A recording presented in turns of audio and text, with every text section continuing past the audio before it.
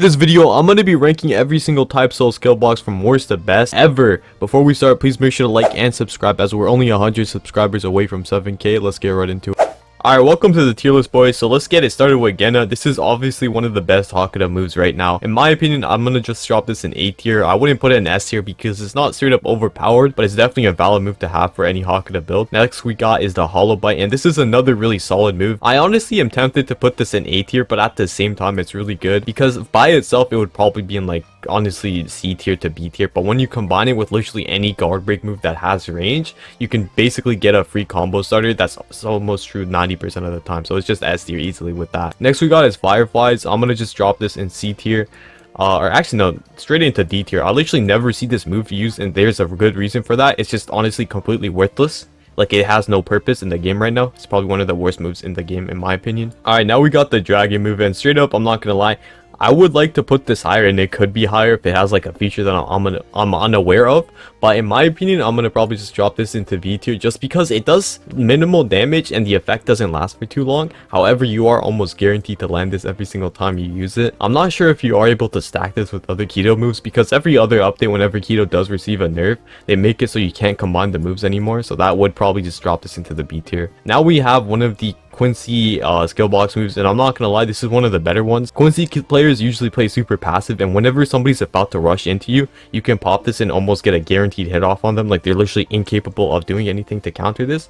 I'm gonna put this in A tier or S tier. I'm gonna just drop this into A tier purely for the fact that I feel like it doesn't do a lot of damage, and if you're good enough, you are able to pretty easily escape it before they're able to do anything else. Next thing we got is one of the new medic ones. I don't remember what it's called. I think it's like Surge. I'm gonna probably put this into the C tier. I don't see this being used often. It's not bad in my opinion, but I think the other the other medic skill boxes are just better. Now we have the Soul Reaper Keto one. I heard this move is actually pretty valid. It got a rework recently, I'm pretty sure. I could be wrong. I'm gonna probably just drop this into B tier as well because whenever I fight it, I don't really see much issues against this. It's straight up just like a Kamehameha type beam. Nothing crazy. Now we have Fireflies. I don't know if this is Fireflies or if this is Fire. Like, they're the exact same move, I'm not gonna lie. One, like, you latch onto them, the other one you shoot it onto them. It's like straight up, like, both of these are pretty mid. I'm just gonna drop this into C tier because this one is somewhat more viable, but straight up, I'm not gonna lie, like, the basic Arankar Keto moves are just better than both of these. Alright, now we got the Dark Claw, and this is a pretty valid move as well. I'm gonna probably drop this into S tier. It could go into A tier because I do remember it got some nerfs. In my opinion, if you Spectre Step into this, you're basically guaranteed a hit and you can combo start just about any other move.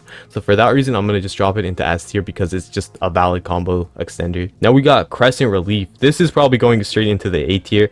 It did get buffed for a bit where you could consider putting it in S tier, but it got nerfed again. So I would probably just drop this into A tier. It does solid damage, it has solid range, but the only real downsides is that it's relatively easy to avoid and it's pretty easy to parry as well. Alright, now we are on to Discord, and I'm gonna probably drop this into S or A tier. Very high A tier or low S tier. This is a solid move. It lasts for a decently long period of time, and if you combine it with the right builds, you're able to shred people's HP really easily. But I feel like Medic as a tree in of itself is unable to sustain itself in a fight. Actually, let me stop sounding like a loser. I just don't think this is as good as some of the other ones, just because Medic as a skill tree is not that good. But when it comes to pure Medic skill boxes, this is easily the best one, but I'm gonna just drop this into A tier purely because it's a medic move and it's not that good. Alright, now we got Eviscerate, and this is a pretty valid move in my opinion. This could be an S tier if you combine it with Charge Bearing, but in my opinion, I think base Eviscerate is around the same level as Genna, where it's like most people are able to 360 block this, so it's very difficult that you're gonna land this unless you increase their posture. And another issue is that most people are able to 5-step away from it and you just completely miss the move. So I feel like for that reason and the long windup, it's not that good, but when you do land it, it's an incredible combo starter or combo extender, whatever you want to do. It's like really nice when you do land it, but it's very difficult to land, if that makes sense. This is another Quincy Keto move. I can't really tell the difference between them, I'm not gonna lie. I think this is like Licked Rain. Every single one of these Quincy Keto moves are straight up just copy and paste arrow that explodes. I'm gonna just put them in the same tier, I'm not gonna lie. Like, to me, they seem like the same exact thing. You jump into the air and you shoot an arrow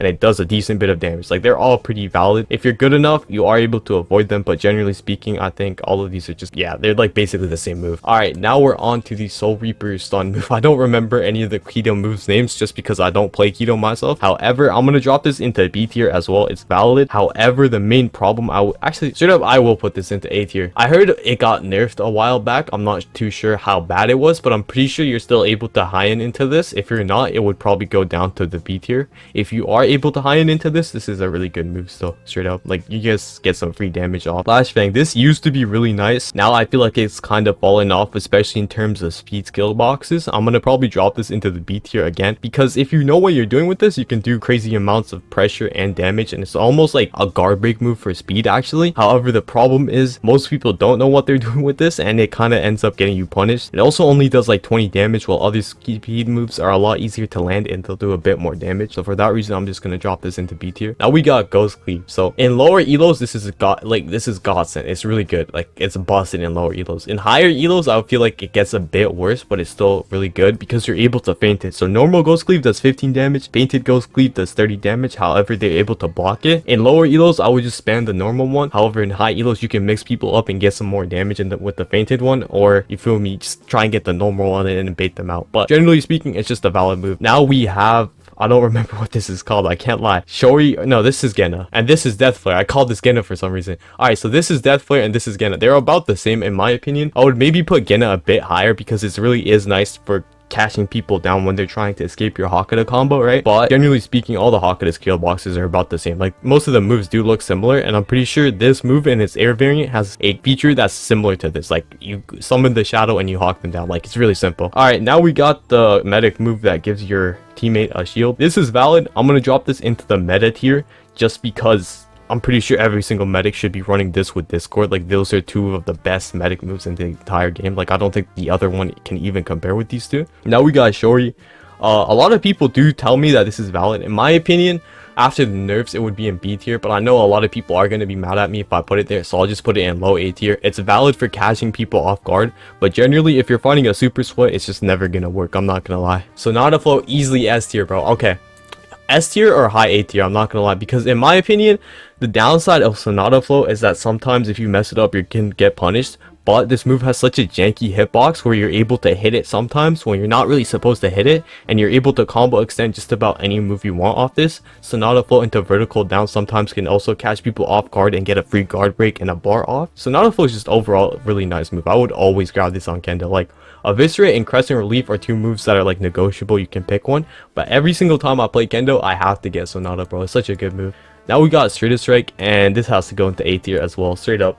This could be S tier, but I feel like alright, so like I'm putting this in a general sense where like it's partially my opinion and partially just facts. If it was straight my opinion, easily S tier, but generally speaking, most people don't know what they're doing with this, so I guess I'll drop it in A tier. If you're fighting somebody that does know how to dodge out of it, it is kind of mid.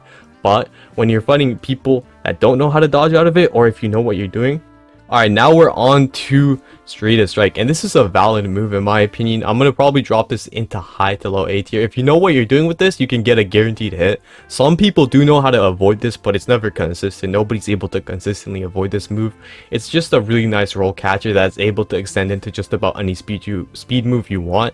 For example,